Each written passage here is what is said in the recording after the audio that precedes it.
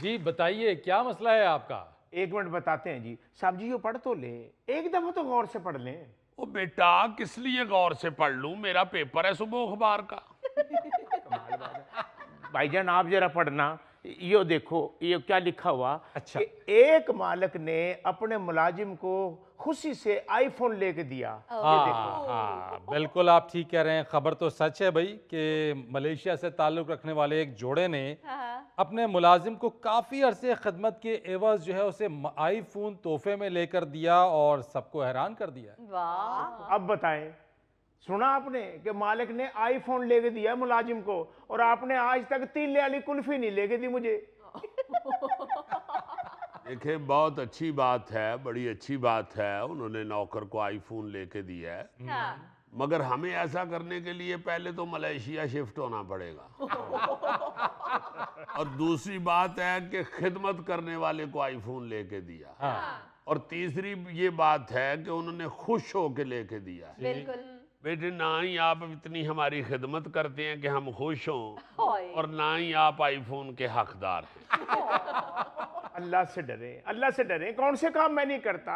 घर की डस्टिंग मैं करता हूँ, सौदा सलब मैं लेके आता हूँ, गाड़ी आपकी मैं धोता हूँ, पैर आपके मैं दबाता हूँ, हर जुमेरात की जुमेरात आपके सर पे सरसों का तेल मैं लगाता हूँ। होय। बेटा, पहली बात तो ये है कि जो सौदा सलफ तुम लेके आते हो, आज तक अपने ईमान से बताओ तुमने कभी बाकी पैसे ला के दिए हैं?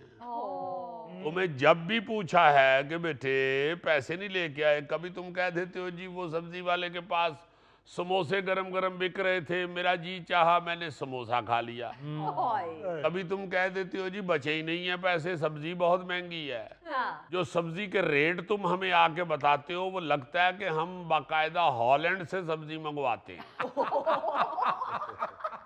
और तीसरी बात ये है कि जो तुम डस्टिंग वस्टिंग करते हो, जी। बेटा तुम्हें इसीलिए रखा हुआ है, डस्टिंग के लिए रखा हुआ है। तुम कोई कंप्यूटर ऑपरेटर नहीं भर्ती हुए।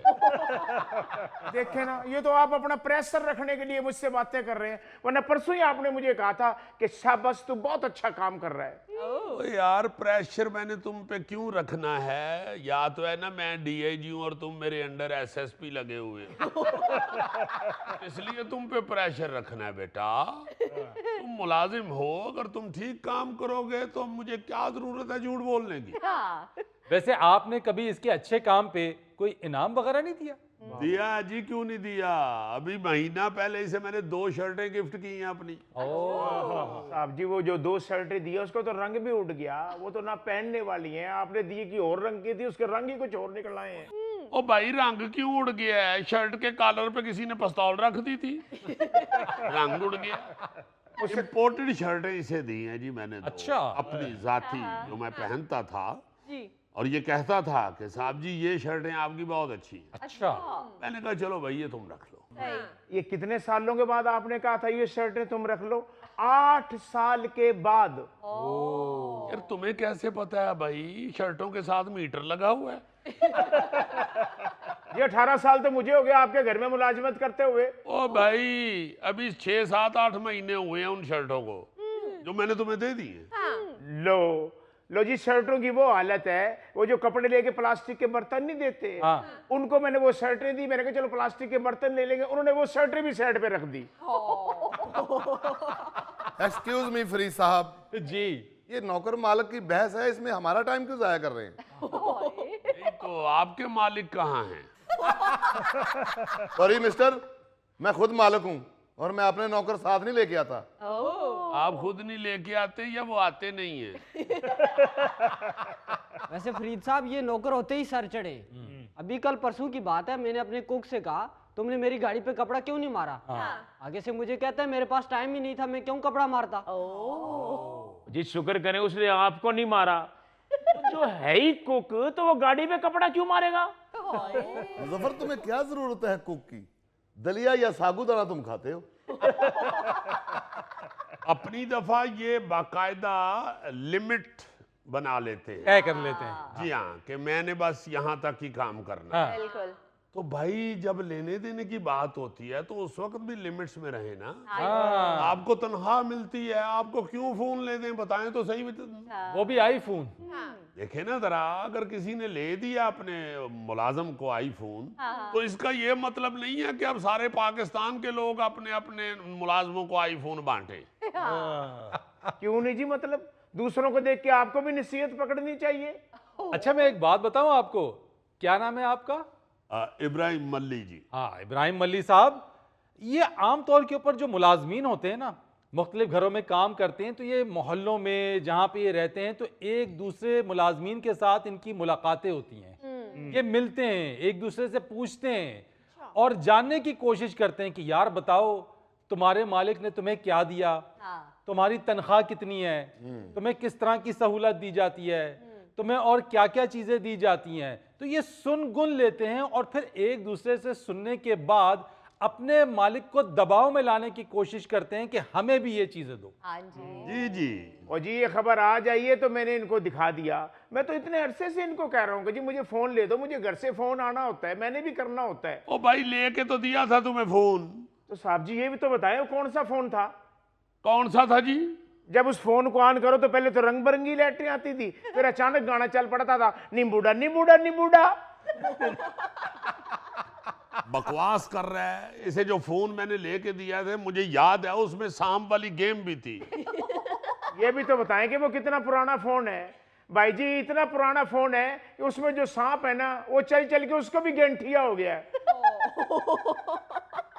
आप देख रहे हैं कैसा जाहिल आदमी है। ओ भाई, गेंठिया हड्डियों के जोड़ों में होता है, सांप में तो हड्डी नहीं होती। रईस साहब, आप ये देखिए कि आजकल के मुलाजम कितने तेज हो चुके हैं कि मालकों के साथ पूरी बहस करते हैं। मैं कहता हूं जी, आप बहस कह रहे हैं। ऐसा तेज आदमी है, जब भी छुट्टी जाता है ना, अच्छा, लाजमन वहां से फोन करके कोई ना कोई प्रॉब्लम सुनाता है।